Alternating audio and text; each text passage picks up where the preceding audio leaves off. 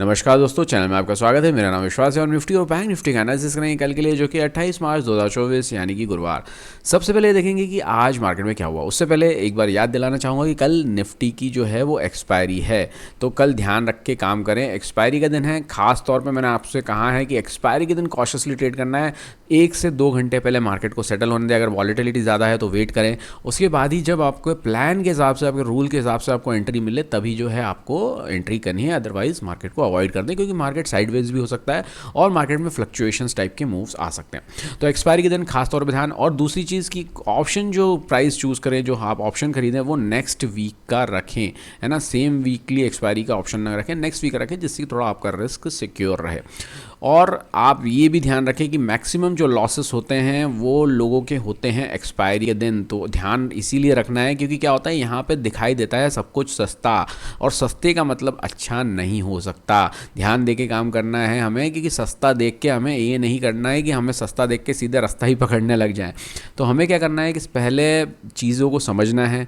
और जितनी भी हमने रिस्क मैनेजमेंट की थ्योरी समझी है, रिस्क मैनेजमेंट का मतलब ही क्या होता है कि हमें ऐसी सिचुएशन में, जब मार्केट में या तो इस टाइप का मूव आया कि जिस दिन एक्सपायरी हो, या कभी ऐसा वॉलेटाइल मूव आया, कोई न्यूज़ का मूव आया, ऐसे मूव में भी हमारा रिस्क मैनेजमेंट रूल जो है हमें सेव करे। ठीक है ना। वो कैसे सेव करता है, जब हम क्वांटिटी को जो है हम फिक्स रखें, कि जब हमें मालूम है कि हमें इतनी क्वांटिटी में ट्रेड करना है और हमारा रिस्क लेवल कितना है, हम कितना रिस्क ले सकते हैं। एक दिन में हमारा 100 रुपीज़ का रिस्क लेने की एबिलिटी है कि 1000 की है कि 5000 की है, वो आप पे डिपेंड करता है कि आप कितने अपने लिए सेट करते हैं। लेकिन जितनी भी आप सेट करते हैं उससे ऊपर जो है हमारा रिस्क जाना नहीं चाहिए, चाहे कैसी भी सिचुएशन हो। तो इस रिस्क को मैनेज करने के लिए आपको बहुत सारे जो है रूल्स बनाने पड़ते हैं अपने खुद के लिए, जो कि मैं अपनी सीरीज़, जो कि मैं आपको बताते आया हूँ कि लैंग्वेज ऑफ चार्ट्स में बना रहा हूँ, उसमें मैंने 3 वीडियो ऑलरेडी अपलोड कर दिए हैं। तो प्लीज़ उसको देखें, प्लीज़ उसको शेयर करें, थोड़ा सा उसको प्यार दें, जिससे कि मैं आगे आने वाले दिनों में उसमें और भी चीज़ें ऐड कर सकूँ, और आपको जो भी मेरे एक्सपीरियंसेस है, पर्सनल जो मैंने चीज़ें फेस की, कैसे लॉसेस हुए, क्या हुआ, सब मैं आपको डिटेल में बता सकूं और चार्ट के बेसिस पे समझा सकूं।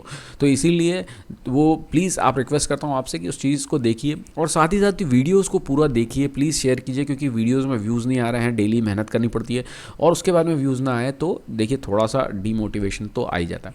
तो हमेशा आपसे मैं रिक्वेस्ट करता हूँ, वीडियो के लास्ट में इस बार पहले कर रहा हूँ कि प्लीज़ थोड़ा सा देखिए, प्लीज़ शेयर किए, आपको अच्छा लगे कि चीज़ मैं जो चीज़ बता रहा हूँ जेन्युइन है, तो प्लीज़ लाइक शेयर सब्सक्राइब करें। तो रूल्स का व्यू मैं हमेशा यही बोलता हूँ, रूल्स डिसिप्लिन जो है ये बहुत ज़्यादा जो है मायने रखता है इसमें मार्केट में। क्यों मायने रखता है, क्योंकि देखिए रूल्स डिसिप्लिन और पेशेंस ये ऐसी चीज़ें हैं कि जिसमें आज ये जो है सब आपको सेफगार्ड करती हैं रिस्क की डेज़ पे। मार्केट में कई दिन ऐसे होते हैं जिस दिन आपकी स्ट्रेटेजी काम नहीं करती, जो मार्केट आपके अगेंस्ट में चले आता है। देखिए कई बार ऐसा होता है कि आपने ऐसा प्लान किया है और मार्केट में आपने एंट्री कर ली, और एंट्री करने के बाद में मार्केट आपके अगेंस्ट में चला गया। अब अगेंस्ट में जाने के बाद में क्या होगा कि 2 सिचुएशन होंगी, या तो आप उसको एक्सेप्ट करेंगे कि हाँ ठीक है चलिए कोई बात नहीं, मेरे अगेंस्ट में चला गया मार्केट, मेरा स्टॉप लॉस हिट हो गया, गेम ओवर, कोई बात नहीं। लेकिन कई लोगों की, इवन मतलब कई लोगों की या मैक्सिमम लोगों की टेंडेंसी होती है, इंक्लूडिंग मी, कि जब भी ऐसी सिचुएशन होती है तो हम इसको एक्सेप्ट नहीं कर पाते। और ऐसा एक्सेप्ट नहीं कर पाने के कारण क्या होता है, हम एक नेक्स्ट ट्रेड को फटाफट देखने की कोशिश करते हैं, ढूंढने की कोशिश करते हैं कि हमें फटाफट एक नेक्स्ट ट्रेड मिल जाए, और जो ये एसएल हमने गलती से कर लिया है, आज होना नहीं था मेरा एसएल, गलती से जो हो गया है उसको हम कवर कर लेते हैं।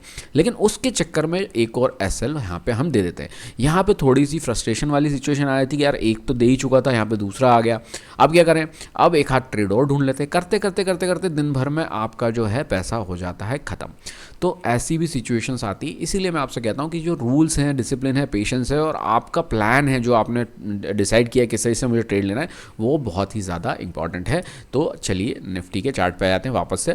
तो निफ्टी के चार्ट में हमने देखिए क्लियर प्लान किया था, हमने सिंपल प्लान रखते हैं कि अगर मार्केट इन लेवल्स के ऊपर, मैंने कहा था कि निकलता है, अगर मार्केट इन लेवल्स के ऊपर 22,080 के ऊपर, तो हम यहाँ पे कोई भी पॉजिटिव प्राइस एक्शन पे जो है वो लॉन्ग साइड का ट्रेड लेना प्रेफर करेंगे। नेक्स्ट टारगेट जो है 22,000 जो है 200 तक का हमें देखने को मिल सकता है, इन लेवल्स के आसपास तक का।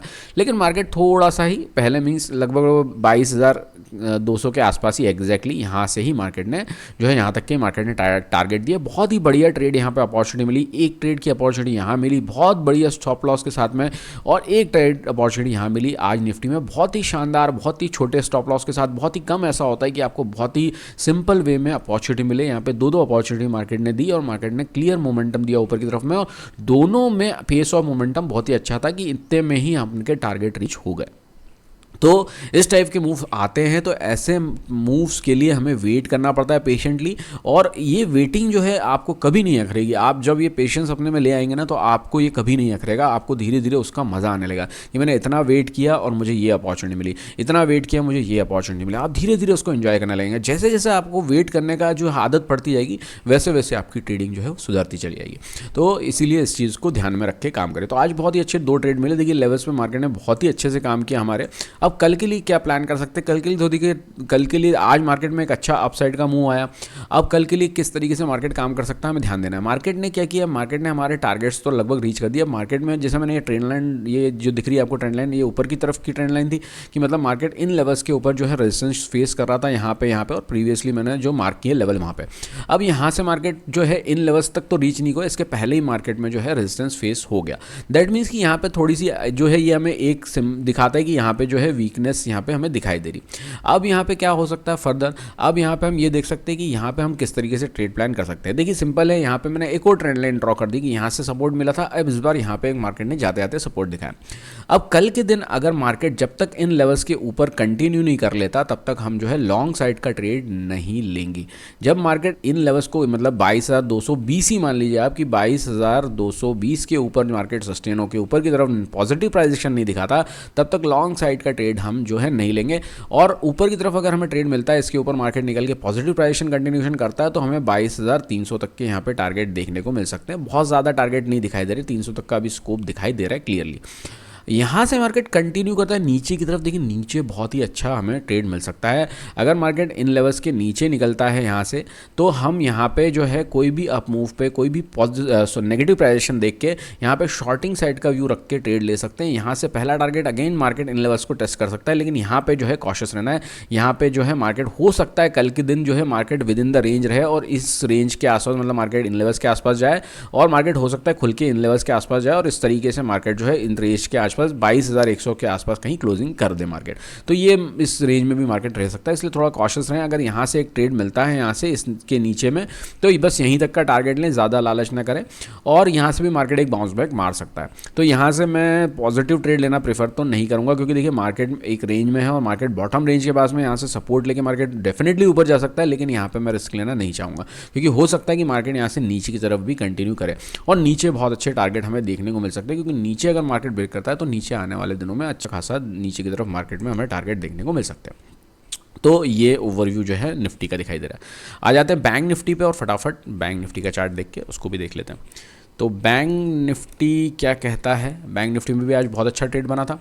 देखिए बैंक निफ्टी में भी हमने क्या प्लान किया था, देखिए कभी कभी मैंने आपको कहा है ना कि छोटे स्टॉप लॉस के साथ में अगर आपको ट्रेड मिले, सबसे बढ़िया ट्रेड मिलता है, तो बिल्कुल नहीं छोड़ना है आपको। देखिए यहाँ पे मैंने कहा था इन लेवल्स के ऊपर अगर मार्केट निकलता है, इसके ऊपर लगभग तो हम यहाँ से जो है लॉन्ग सेट का ट्रेड लेंगे। टारगेट जो है हमने कहा था कि जो मैक्सिमम टारगेट जो दिख रहे हैं अभी 47,000 तक के दिख रहे हैं कि 47,000 के मिल सकते हैं, और फर्दर ऊपर की तरफ जाता है तो ऊपर 47,200 तक भी मार्केट जाने की वो रखता है, रेंज रखता है। लेकिन मार्केट ने क्या इन्हीं लेवल्स के आसपास से आकर रिजेक्शन ले लिया, जो कि मार्केट ने मल्टीपल टाइम्स लिया है, और मार्केट अभी भी विद इन द रेंज ही दिखाई दे रहा है। मार्केट ने closing within the range ही की है।